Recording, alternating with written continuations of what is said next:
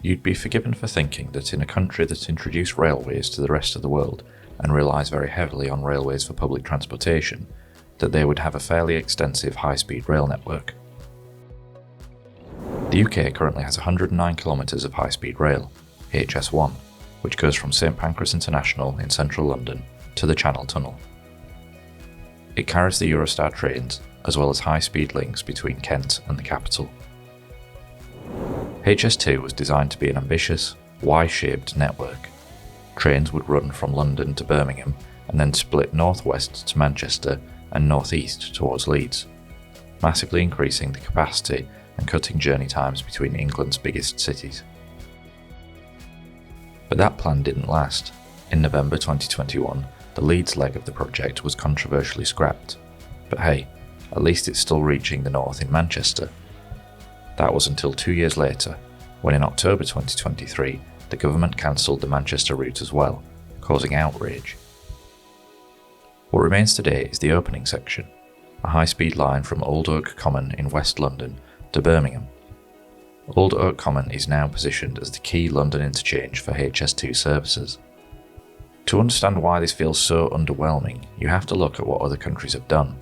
Japan, a country about 1.5 times the size of the UK, has nearly 3,000 kilometres of high-speed rail on its famous Shinkansen network.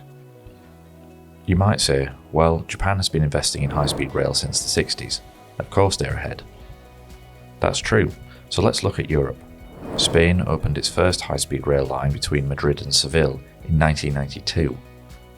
Britain was still debating whether high-speed rail was even worth it, whilst Spain was already building it. Fast forward 30 years, and Spain has around 4,000 kilometres of high-speed rail, the largest network in Europe, second largest in the world, and that includes a 617-kilometre route from the capital in Madrid to Barcelona on the coast. If the lack of distance in high-speed rail in the UK isn't already a huge problem, let's talk about the money. Early estimates for HS2 put the cost at just over £30 billion, with official ranges in the low to mid-30 billions and other early figures landing at around £37.5 billion in 2009 prices. Fast forward to reality, by the end of April 2025, £40.5 billion had already been spent on HS2. That figure includes money that was spent on parts of the project that were later cancelled. So what will it cost to finish what's left?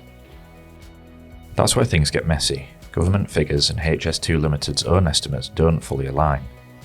Estimates for Phase 1 alone, which is London to Birmingham, range from £45 to £54 billion in 2019 prices. According to HS2 Limited, those figures could be between £54 and £66 billion. Once we've adjusted for inflation, parliamentary reports warn the total programme could cost as much as £80 billion. So that will be £80 billion for 225 kilometres of track.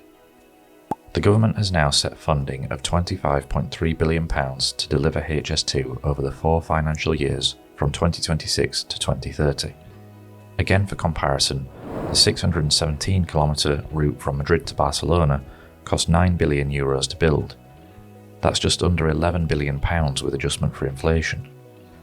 Despite the mind-blowing costs, things are actually happening.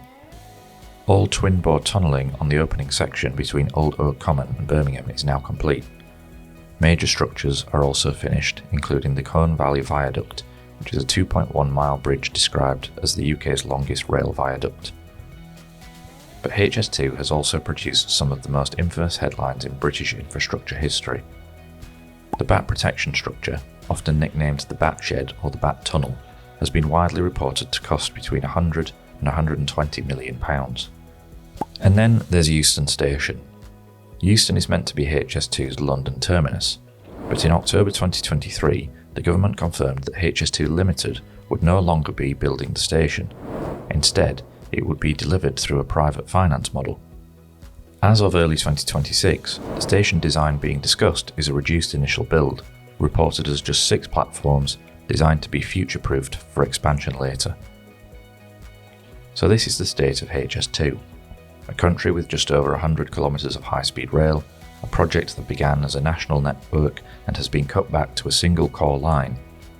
More than £40 billion has already been spent, Final costs remain uncertain. Major engineering achievements now sit alongside infamous overruns and unresolved planning problems. HS2 may well become a very good railway, but as a project it has already become one of the clearest cautionary tales in modern British infrastructure. Thanks for watching. If you enjoyed this video, we'd recommend watching this video next, and we'd be eternally grateful if you'd like to subscribe for more content. See you soon.